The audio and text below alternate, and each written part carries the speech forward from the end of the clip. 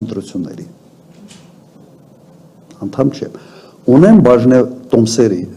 կամ չունեմ այո ունեմ եւ իմ հայտարարագրում դա նշված էր ընտրությունների ժամանակ եթե չեմ սխալվում հա որտեղից են այդ բաժնե տոմսերը ես եղել եմ անկախ տնօրեն 12 տարի AFK սիստեմայում եւ կարգը հետեւյալն էր դու քո աշխատավարձը ստանում ես մի մասը փողով մի մասը արժեթղթերով այն արժեթղթերը որը ես ստացել եմ այդ ընթացքում այո այսօր կան եւ սա բան չեք հայտնաբերել ես իմ հայտարարագրում դա ուղղակի նշել եմ 21 թվականին դու կարող եք կենտրոնական ընտրական հանձնաժողովից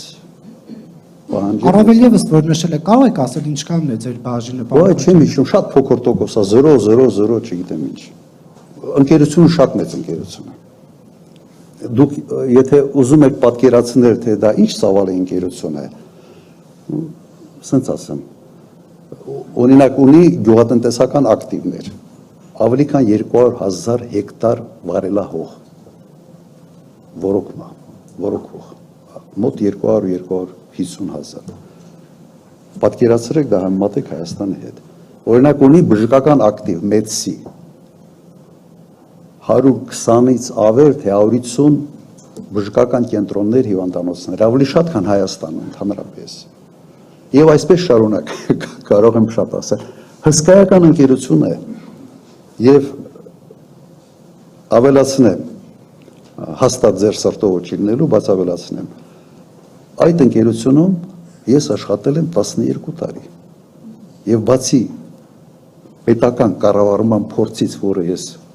ունեմ որպես նախագահ, վարչապետ, Ղարաբաղի նախագահ, հսկայական փորձ են ձեռք բերել կորպորատիվ կառավարման